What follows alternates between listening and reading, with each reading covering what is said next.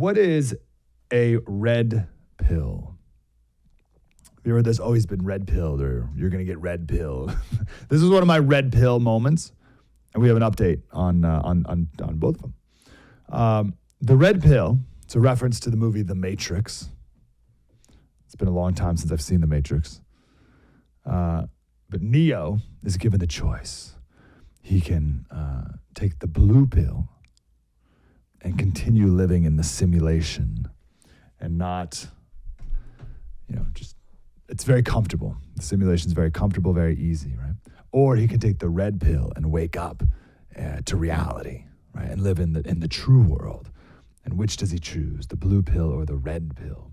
So to take the red pill is to wake up. It's the feeling you get when you hear a story and you realize you've been lied to.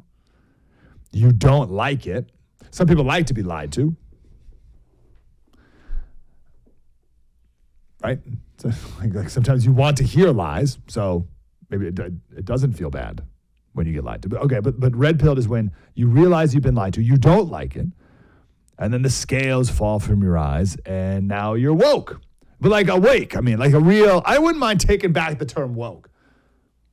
I think we should own the word woke. You're awake. You're awake. That's what that is.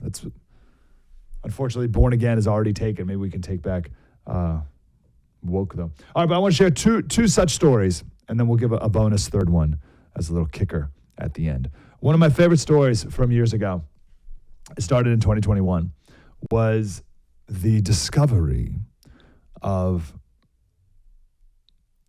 unmarked graves of indigenous peoples outside of Catholic residential schools in Canada. Unmarked graves at residential schools. And Canada went nuts. Prime Minister Justin Trudeau apologizing for the, quote, incredibly harmful government policies from hundreds of years ago, by the way. After an estimated 751 unmarked graves were found at a former Saskatchewan residential school site. The discovery came just after 215 unmarked burial sites were found at another former residential site, sending shockwaves through the country and prompting renewed calls for action. Speaking on Friday, Trudeau promised to take action. This is back in 2021. Promised to take action, specifically to the members of the Cowessess community and Treaty 4 communities. We are sorry.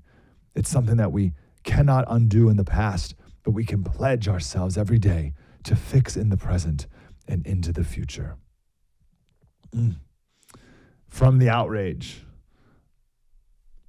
80 churches across Canada were vandalized or many burned to the ground. Completely, just churches. People kept lighting churches on fire because these churches would do horrific things like teach these indigenous peoples and force them into Western ways. And right, it was 2021. It fit into the whole thing. Now, I'll just give it never happened. The whole thing never. It was a total hoax. And every once in a while, I've mentioned this since 2021, and now finally, someone took a shovel and dug a hole. And good gosh golly, wouldn't you know it? No bodies. It was totally made up. So I remember when this happened first in 2021, and that's why I'm bringing this up now, because the story just came out that whoops, no bodies. This first caught my attention in 2021 because the stories kept saying unmarked graves, but people were acting like there were mass graves, and those are different things. A mass grave is when you just you dig a big hole and you just push a bunch of bodies in it. An unmarked grave, that's very different. It's a grave site that's like really old, and maybe the marker's not there anymore. Or maybe there never was in the first place. I don't know, whatever. But there's a graveyard, I don't know, like 200 yards from my house, like an old little like family grave site. It's pretty cool. And some of them are from like well before the Civil War, which is neat, right? But I don't know, maybe there's one of the bodies is unmarked, right? But that's very different than a mass grave. But the thing this is the kicker, they never tried to find the bodies. They said there were bodies buried. But if you did some digging, they never did. But if you did some investigatory digging, they used some like sonar device or something on top of the ground and found irregularities in the soil and went, oh, bodies from indigenous peoples who were thrown in mass graves. Let's burn all the churches down. What a mass hysteria.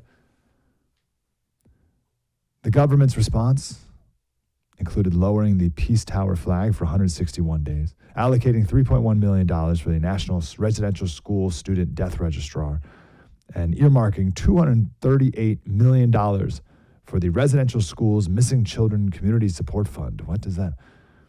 What happened decades ago, this is Trudeau, what happened decades ago isn't part of our history. It's an irrefutable part of our present. Turns out it wasn't a part of the present or the past. Wasn't a thing. Never happened. It's so bizarre. Isn't that amazing? Like, how can we live in a world where these things are presented as real, and they're just not? Like, they dug up, like with the sites where they did, like that story from 2021. 751 body unmarked graves. See, this is the original article. 751 by the way, an estimated 751 unmarked graves were found. And then they dug, that was just with the technology, whatever technology these, and then they actually dug underground and there were none. Look at these irregularities in the soil. Well, how many bodies do you think are down there? I don't know, 751? Sure, that's fine. We'll go with that. Turns out there were zero. Like, isn't that amazing that we can live in that world? But there's real life implications to this, of course. All right, my favorite. This has got to be my favorite. Listen, I don't know. COVID's a big one. But I think this one takes the cake. There's so many good hoaxes. I got it. I think this one takes the cake. The Flint water hoax. Now, not only does this one take the cake, I think it's my favorite, but it happened 10 years ago. This is, do you remember the Flint water crisis? Children poisoned by the lead in the Flint water supply, and racism and the whole thing. I mentioned this a while back in passing, and I got a bunch of emails because I called it a hoax. And I got a bunch of emails from people saying, Slater, what are you talking about? I've never heard anyone call that a hoax before. All right, let's spend a minute on it. And the whole thing's just a reminder to watch out for made-up narratives and ask questions and don't buy what they tell you out of the gate. So you remember the Flint water crisis, everyone freaking out about lead in the water, states of emergencies, politicians kicked out of office, even bureaucrats were fired. Think about how hard is it to fire a bureaucrat? The former governor of Michigan and 8 other officials were charged with crimes, criminal prosecution, and they were all dropped and dismissed because it didn't happen. It wasn't real. Well, victims did get a $600 million settlement. See, that's the thing. The consequences of the hoaxes are real. 80 churches did, in fact, burn to the ground in Canada, even though there were no bodies found at the actual churches. The $600 million, that's real money. There's real consequences to these things, even if it's based on nothing. So NPR, it's been 10 years since the start of a devastating water crisis in Flint, Michigan. CNN, Flint water crisis. Report says a systemic racism played a role. Of course it did. It never happened. Now, I'm going to pause here before we go on. This might be a red pill moment for you, as if you need any more red pills. How many red pills can you take? Could you take too many red pills? One more can't hurt, right? All right. Flint water crisis in 3 minutes. First, we don't want any lead in water at all, period. Okay? Good. Second, this is from a New York Times op-ed from two toxicology and environmental health experts, one at the University of Michigan, the other at the University of Cincinnati. They were the lead authors of a study, Blood Lead Levels in Children in Flint, 2006 to 2016.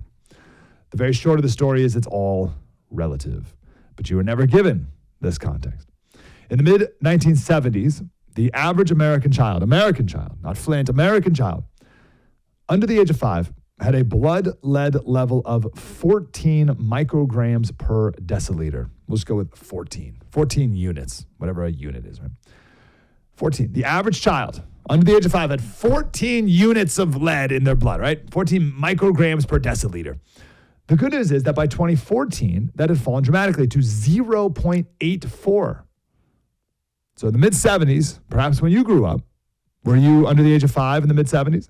You listening right now, had a lead blood level of 14 micrograms per deciliter. Maybe more, that was the average. Today, the average kid is 0.84. That's fantastic. They say largely because of the banning of lead in paint and the phase out of lead in gasoline. Okay, super.